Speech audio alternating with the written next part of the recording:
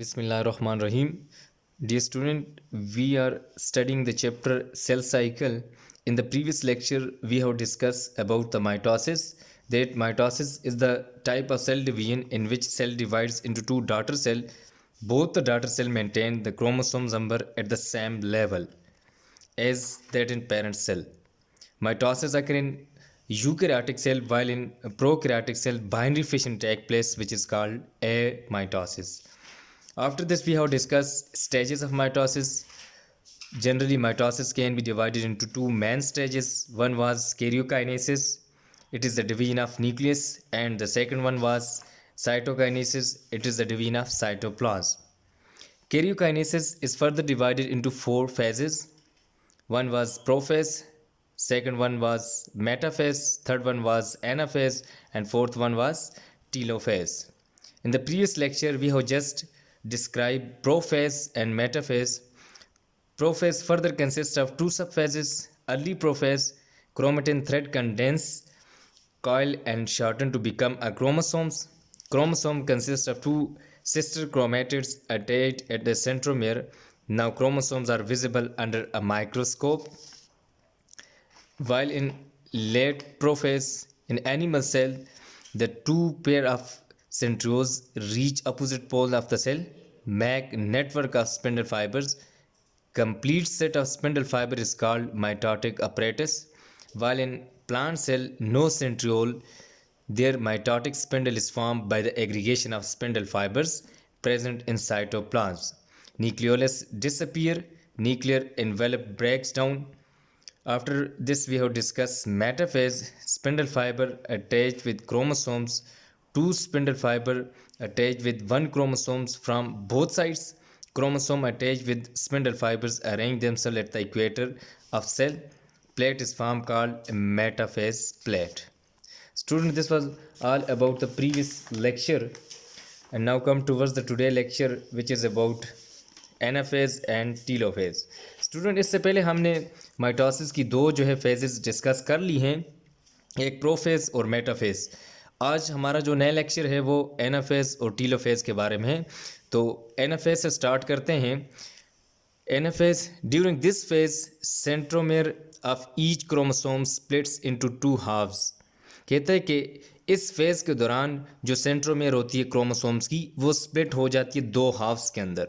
इस तरह देखें, फॉर एग्जांपल हमारे पास एक ये क्रोमोसोम्स है, ये वाला, और ये अटैच हुआ होता है यहाँ से सेंट्रोमेयर होती है, इसको सेंट्रोमेयर कहते हैं, सेंट्रोमेयर.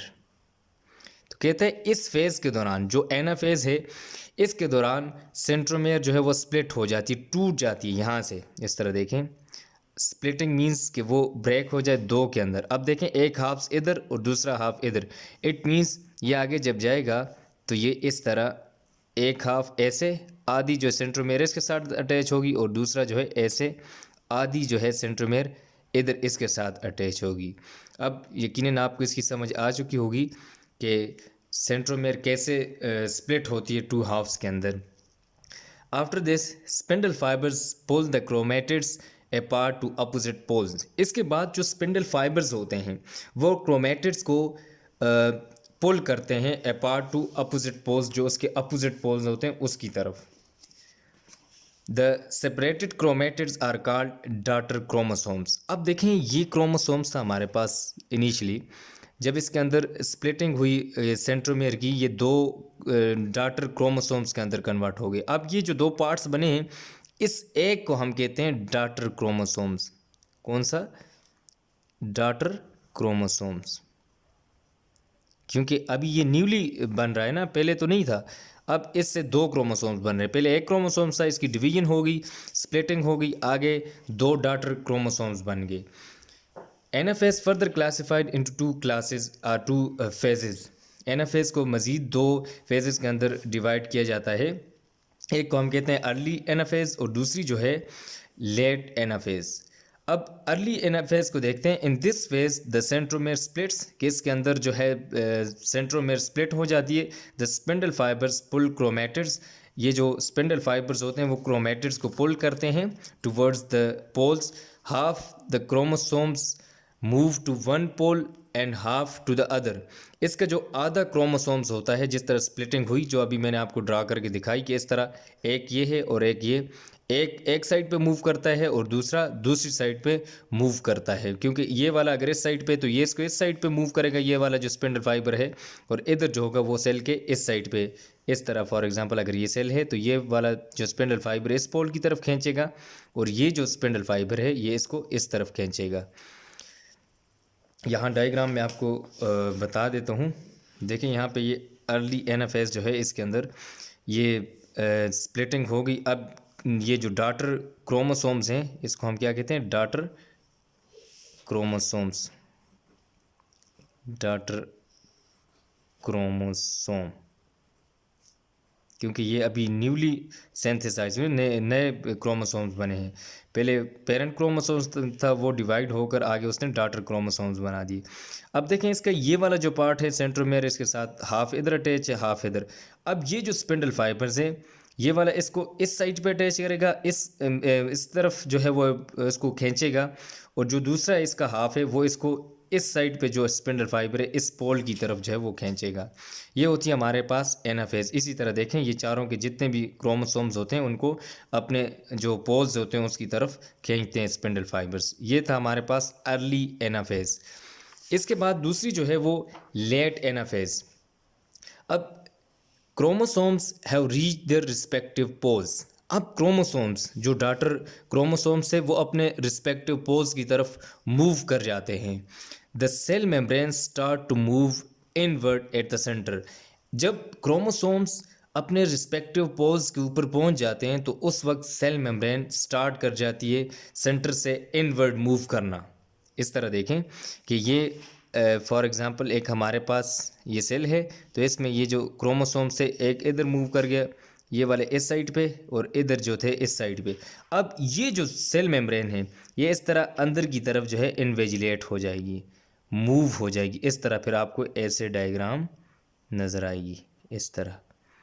ये यहाँ पे भी मैं आपको डायग्राम दिखा देता हूँ।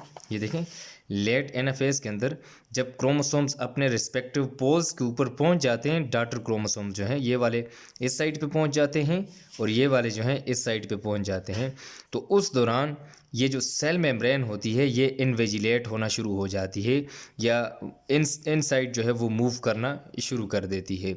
ये है हमारे पास लेट एनाफेज। अच्छा, इसके बाद जो फोर्थ वन फेज़ है माइटोसिस की वो है हमारे पास टीलोफेज़। अब टीलोफेज़ को देखते हैं कि ये जो फेज़ है इसके अंदर क्या होता है। In this phase spindle fibres break down. इस फेज़ के अंदर जो टीलोफेज़ है इसके अंदर स्पिंडल फाइबर्स जो होते हैं वो ब्रेक डाउन होते हैं। Around the chromosomes at pole a nuclear envelope form.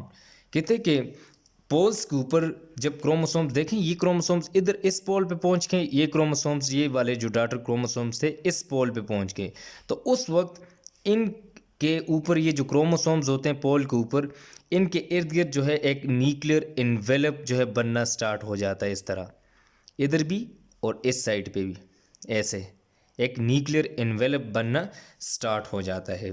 To daughter nuclei are formed. अब देखें जब इन्वेलप ये न्यूक्लियर मेम्ब्रेन नहीं थी तो इट मीन्स ये एक ही हमारे पास सेल था ना। अब न्यूक्लियर इन्वेलप यहाँ पे भी बन गई और यहाँ पे भी बन गई। अब ये हमारे पास दो डॉटर न्यूक्लियाई बन गए, एक डॉटर न्यूक्लियाई ये और दूसरा ये। अब each nuclei has same number of chromosome as were present in parent nucleus. कहते हैं कि ये जो न्यूक्लियाई बने हैं इस हर एक के अंदर क्रोमोसोम्स का नंबर जो है वो सेम है जिस तरह पेरेंट के अंदर था। माइटोसिस को जब हम डिफाइन करते हैं तो हम ये कहते हैं कि माइटोसिस सेल डिवीजन की वो टाइप है जिसके अंदर क्रोमोसोम्स का नंबर कांस्टेंट रहता है, मेंटेन रहता है, यानी कि जो पेरेंट सेल के अंदर होता है वही डॉटर सेल के अंदर क्रोमोसोम्स का नंबर मेंटेन रहता है। ये इसका एक करैक्टर है माइटोसिस का। अच्छा, इसके बाद ए न्यूक्लियोलस इज फॉर्म्ड। इसके अंदर यहाँ पे देखें इस साइड पे भी और इस साइड पे भी एक न्यूक्लियोलस जो है वो फॉर्म हो जाता है, बन जाता है न्यूक्लियोलस। न्यूक्लियोलस यहाँ पे भी और इस सेल जो डॉटर सेल बना है डॉटर न्यूक्लियाई उसके अंदर भी जो है वो न्यूक्लियोलस बनना शुरू हो जाता है। अच्छा, chromosomes uncoil to become thin chromatin network. अब ये जो क्रोमोसोम्स है ये अनकॉइल हो जाता है और एक थिन क्रोमेटिन नेटवर्क बना देता है। ये हमारे पास टीलोफेज की डायग्राम है। यहाँ पे देखें स्पिंडल फाइबर्स यहाँ से ब्रेक हो जाते हैं। पिछली डायग्राम के अंदर जो मैंने आपको शो की है उसके अंदर अगर आप देखें तो उसमें जो इसके स्पिंडल फाइबर्स थे देखें वो अभी तक स्टिल जो है अटैच थे। यहाँ से ये देखें इधर भी दोनों जो न्यूक्लियाई बन रहे हैं इसके साथ अटैच थे, लेकिन टीलोफेज के अंदर ये जो स्पिंडल फाइबर्स हैं ये ब्रेक हो जाते हैं, उससे डिटैच हो जाते हैं। डिटैच होने के बाद ये जो क्रोमोसोम्स होते हैं डॉटर क्रोमोसोम्स, इनके इर्द गिर्द जो है वो एक न्यूक्लियर एनवेलप बनना स्टार्ट हो जाता है। इसी तरह इस साइड पे भी, इस पोल के ऊपर भी और इस पोल के ऊपर भी। अब इसके बाद जब देखें सेल मेम्ब्रेन इसके अंदर जो है इनविजिलेट करना स्टार्ट कर जाती है या इन साइड जो है मूव करना शुरू कर देती है। अच्छा, ये था हमारे पास टीलोफेज। अब देखें यहाँ तक ये हो गया। अब इसके बाद जो प्रोसेस होता है उसको हम कहते हैं साइटोकाइनेसिस। ये जो है डिवीजन फेज़ जो है उसकी जो माइटोसिस है इसकी दूसरी फेज़ है साइटोकाइनेसिस, जिसको हमने कहा था division of cytoplasm. After division of nucleus cytoplasm also divide. जैसे देखें न्यूक्लियस जो था पहले कैरियोकाइनेसिस होती है कि न्यूक्लियस दो न्यूक्लियाई के अंदर डिवाइड हो जाता है, तो इसी तरह साइटोप्लाज्म भी जो है वो डिवाइड होता है। तो यहाँ पे division of cytoplasm is called cytokinesis. ये जो साइटोप्लाज्म आगे डिवाइड होता है, एक से दो में डिवाइड हो गया, तो इसको हम कहते हैं cytokinesis. In animal cell cleavage appear in the cytoplasm between the two nuclei. कहता है कि एनिमल सेल के अंदर जो एक क्लीवेज बनती है दो न्यूक्लियाई के दरमियान, इस तरह ये एक ये है, एक न्यूक्लियाई इस साइड पे, एक न्यूक्लियाई इस साइड पे, इनके दरमियान एक क्लीवेज बनती है। और ये क्लीवेज की वजह से जो आगे जब साइटोकाइनेसिस हो जाती है तो उसमें दो डॉटर सेल्स बन जाते हैं, न्यूली फॉर्म डॉटर सेल जो है वहाँ पे बन जाते हैं। अच्छा, इसके बाद cleavage deepen and two identical daughter cells are finally produce. अब देखें यहाँ पे जब ये डीपन हो जाती है, ये इस तरह मैं आपको ये डायग्राम शो करता हूँ। देखें जब ये जो इसकी क्लीवेज है ये जब डीपन हो जाती है, इस तरह नीचे की तरफ आती है कि इनसाइड इनवर्ड मूव करती है ये क्लीवेज, तो इसके रिज़ल्ट में क्या होता है कि दो डॉटर जो है सेल्स बनते हैं और दोनों आइडेंटिकल होते हैं। इनके अंदर क्रोमोसोम्स का नंबर जो है वो भी सेम होता है एज लाइक इन पेरेंट। कि फॉर एग्जांपल एक ह्यूमन बीइंग का सेल है, उसके अंदर 46 क्रोमोसोम्स थे, तो जब वो डिवाइड होता है माइटोसिस के ज़रिए तो आगे जो दो डॉटर सेल्स बनते हैं तो उसके अंदर भी 46 क्रोमोसोम्स होंगे अगर माइटोसिस हो रही है। ये देखें अब टू डॉटर सेल्स, ये हमारे पास आगे दो डॉटर सेल बन गए। साइटोकाइनेसिस होगी कि साइटोप्लाज्म डिवाइड हो गया दो डॉटर सेल के अंदर। In plant cell plate is form between the two daughter nuclei. अच्छा, एनिमल सेल के अंदर तो हमने ये कहा कि क्लीवेज जो है वो अपीयर होती है साइटोप्लाज्म के अंदर बिटवीन टू न्यूक्लियाई, लेकिन प्लांट सेल के अंदर तो ऐसे नहीं होता, बल्कि प्लांट सेल के अंदर एक सेल प्लेट जो है वो बनती है दो डॉटर न्यूक्लियाई के दरमियान। It divide the cell into two. ये जो सेल प्लेट होती है ये सेल को दो हिस्सों के अंदर डिवाइड करती है। यहाँ पे देखें ये जो सेल प्लेट ये बनी हुई है सेल प्लेट, ये एक सेल को जो दो न्यूक्लियाई हैं उनके दरमियान सेल प्लेट बन जाती है और ये उनको दो हाफ्स के अंदर कन्वर्ट कर देती है, दो डॉटर सेल के अंदर कन्वर्ट कर देती है। Cell plate is formed by the fusion of small fluid-filled vesicle produced by Golgi apparatus। अच्छा, ये जो सेल प्लेट होती है ये बनी किससे होती है? सेल प्लेट वेसिकल से, इस तरह जो गोल्जी अपरेटस से प्रोड्यूस होते हैं। मैंने जब आपको गोल्जी अपरेटस पढ़ाया था तो उसमें गोल्जी वेसिकल का मैंने आपको बताया था कि स्मॉल राउंडेड सेक लाइक स्ट्रक्चर होती है जिसके अंदर वो अपनी जितनी भी सेल की सिक्रीशन होती है उसको स्टोर करते हैं। तो इसी तरह यहाँ पे भी ये जो सेल प्लेट बनती है उसकी फॉर्मेशन भी इन गोल्जी वेसिकल्स की वजह से होती है। ये गोल्जी वेसिकल्स अरेंज होते हैं और सेल प्लेट बना देते हैं। और ये देखें यहाँ पे गोल्जी वेसिकल्स अरेंज हुए और यहाँ पे इन्होंने सेल प्लेट बना दी और नेक्स्ट स्टेप के अंदर देखें दो यहाँ पे ये सेल वॉल डेवलप हो जाती है इनके दरमियान ये, और इस तरह एक ये सेल बन गया और एक ये सेल बन गया। अब ये दोनों डॉटर सेल हैं, लेकिन है प्लांट के। अच्छा, ये एनिमल के अंदर इस तरह नहीं होता। एनिमल के अंदर वो प्रोसेस होता है जो अभी हमने ऊपर डिस्कस कर लिया है।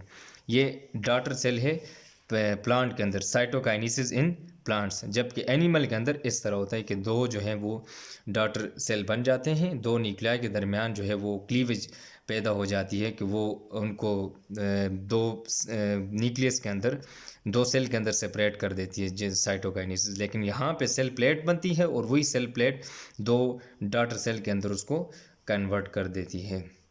ये था हमारे पास माइटोसिस के बारे में। अब इसके बाद माइटोसिस की सिग्निफिकेंस देखते हैं कि सिग्निफिकेंस ऑफ माइटोसिस। उम्मीद है कि आपको माइटोसिस जो है वो क्लियर हो चुका होगा। अब उसकी सिग्निफिकेंस देखते हैं। अब देखें, कोई भी चीज़ है उसकी कोई ना कोई सिग्निफिकेंस ज़रूर होती है, कोई ना कोई इंपॉर्टेंस उसकी ज़रूर होती है। अल्लाह ताला ने कोई भी चीज़ या कोई भी प्रोसेस है वो बेफ़ायदा जो है वो पैदा नहीं किया, या वो उसका कोई भी जो है इस तरह ये नहीं है कि वो बेफ़ायदा हो। लेकिन जो माइटोसिस है इसकी भी कुछ सिग्निफिकेंस होगी। Mitosis plays the following significant roles in the life of an organism. कहता है कि जो अभी नीचे डिस्कस करेंगे इसकी सिग्निफिकेंस, आपको ये जो पॉइंट मैं पढ़ाऊँगा इससे क्लियर हो जाएगा कि माइटोसिस की कितनी सिग्निफिकेंस है हमारी डेली जो लिविंग ऑर्गेनिज्म है उसकी लाइफ के अंदर। सबसे पहले है growth. Mitosis help in the growth by producing new sales. अच्छा, जब हम ग्रोथ को डिफाइन करते हैं तो उसमें हम कहते हैं कि ग्रोथ के अंदर सेल का जो नंबर है वो इंक्रीज हो रहा होता है। ग्रोथ वैसे तो नहीं होती, जब ग्रोथ होती है तो इट मीन्स सेल का साइज भी बड़ा हो रहा है और साथ साथ उसका नंबर भी इंक्रीज हो रहा है। तो अब वो जो नंबर इंक्रीज हो रहा है, जो न्यू सेल्स बने हैं, it is due to mitosis. कि माइटोसिस की वजह से, अगर माइटोसिस ना हो तो इट मीन्स फिर हमारे पास ग्रोथ वाला प्रोसेस भी नहीं हो सकता। कि माइटोसिस होगी तो तब ग्रोथ वाला प्रोसेस भी होगा। ये पहला इसका सिग्निफिकेंस है कि ग्रोथ, माइटोसिस जो है वो इसका डायरेक्ट रिलेशन है ग्रोथ के साथ। अगर माइटोसिस होगी तो ग्रोथ भी होगी, अगर माइटोसिस नहीं होगी तो ग्रोथ भी नहीं होगी। अच्छा, इसके बाद दूसरा पॉइंट है, दूसरी इसकी सिग्निफिकेंस है repair of worn out parts.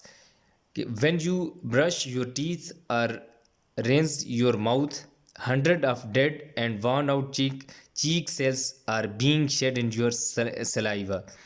कहते हैं कि जब आप अपना जो है दांत ब्रश करते हैं या अपना मुंह धोते हैं तो उस दौरान जो है 100 ऑफ डेड सेल्स या जितने भी चीक सेल्स होते हैं वो आपके सलाइवा के अंदर शेड ऑफ होते हैं, यानी कि उसके अंदर गिर जाते हैं। तो अब देखें, वहाँ से सेल फॉल आउट हुए या शेड इन हुए तो उनको दोबारा रिपेयर करने के लिए हमें किसी प्रोसेस की ज़रूरत होती है। तो वो जो सेल्स दोबारा रिपेयर होंगे, they are repaired by mitosis. कि माइटोसिस जो है उनको दोबारा रिपेयर करती है। अगर माइटोसिस नहीं होगा तो इस तरह आपके जो 100 ऑफ सेल्स जो हैं वो डिके हो जाएंगे, ख़त्म हो जाएंगे। इसके बाद है एसेक्सुअल रिप्रोडक्शन। अच्छा, अब माइटोसिस एसेक्सुअल रिप्रोडक्शन के अंदर किस तरह जो है अपना जो है रोल प्ले करती है। देखें, जितने भी हमारे पास एसेक्सुअल रिप्रोडक्शन, जिस तरह प्लांट्स में हम कटिंग, ग्राफ्टिंग, बडिंग, या लास्ट इसमें उसके एक लास्ट लेक्चर जो 10th क्लास का था उसमें मैंने हाइड्रा का बताया था कि उसके अंदर भी एसेक्सुअल रिप्रोडक्शन होती। तो उस ये जितनी भी एसेक्सुअल रिप्रोडक्शन होती है तो इसके पीछे जो है प्रोसेस ऑफ माइटोसिस इन्वॉल्व होता है। क्योंकि एक पेरेंट जो है वो बॉडी होती है और उसी से, जिस तरह बडिंग की एग्जांपल लें, देखें कोई हमारे पास ये हाइड्रा, रात को मैंने उस लेक्चर के अंदर एक एग्जांपल दी थी हाइड्रा की, तो वो इस तरह उसकी शेप थी,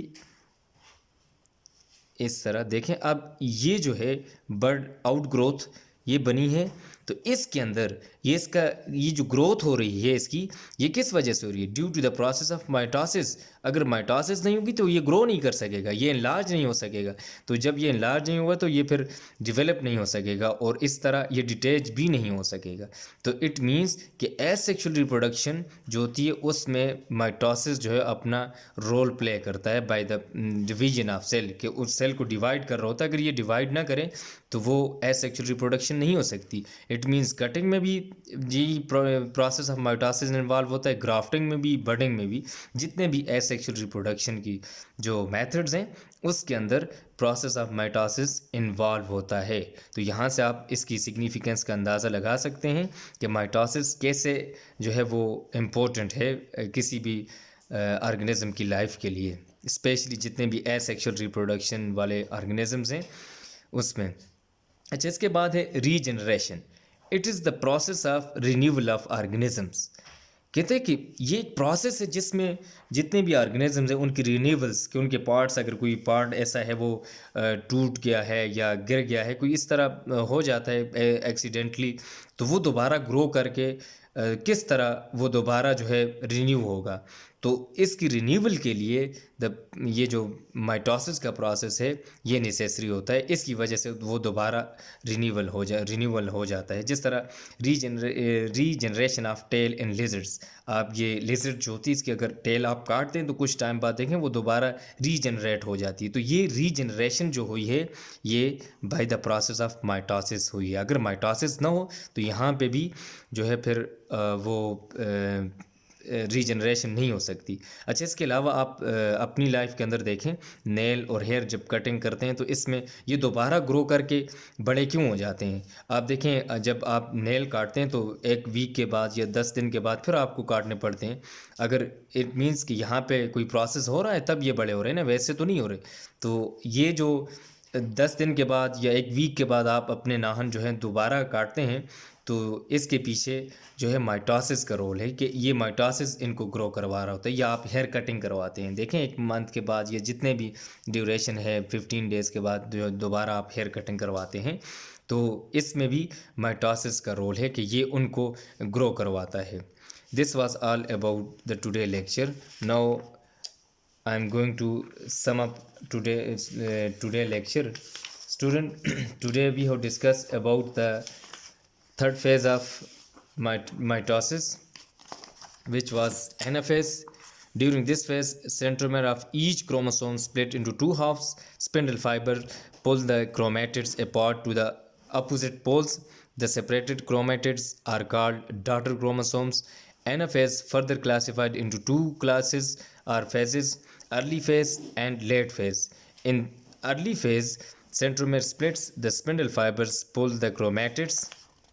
Half the chromosomes move to one pole and half to the other pole. Here you can see in the diagram, this is the diagram of early phase. These chromosomes pulled by spindle fiber to their respective poles, and these daughter chromosomes also pulled by spindle fiber to their respective poles. This is the diagram of early anaphase. After this, we have discussed late anaphase.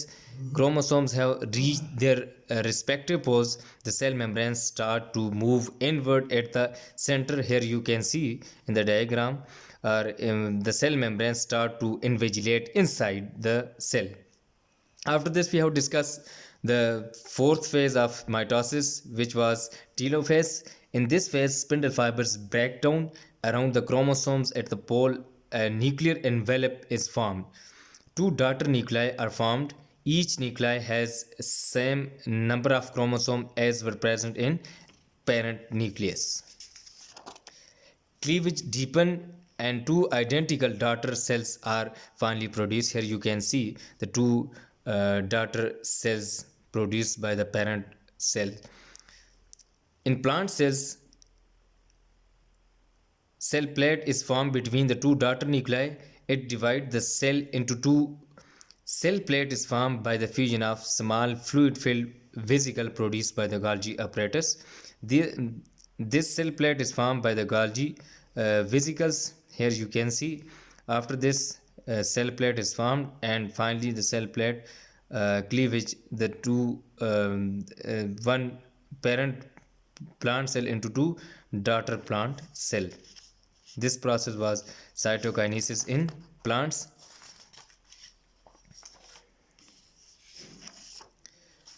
After this, we have discussed the significance of mitosis. Process of mitosis plays the following significant roles in the life of an organism. First one was growth. It help in the growth by producing new cells by the process of mitosis. Repair of worn out parts. When you brush your teeth or rinse your mouth, hundred of dead and worn out cheek cells are being shed in your saliva.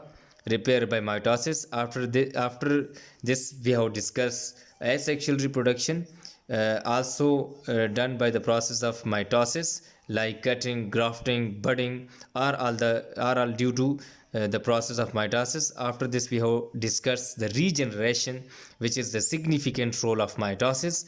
It is the process of renewal of organisms parts, like regeneration of tail in lizards, nail and hair cutting in humans.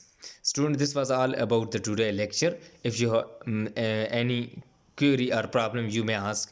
Student, आपकी जो home assignment है, आपने आज का जो lecture पढ़ा है इसके बारे में जितनी भी डेफिनेशंस हैं, जो मेन पॉइंट्स हैं इन दोनों फेजेस के, एनाफेज और जो टीलो फेज है, इनको मेन पॉइंट्स की फॉर्म में आपने लिखना है असाइनमेंट पेजेस के ऊपर। और सिग्निफिकेंस ऑफ माइटोसिस जो है, इसकी भी जो 4 मेन पॉइंट्स मैंने आपको बताए हैं, इनके ये 4 जो है मेन पॉइंट्स लिखने हैं।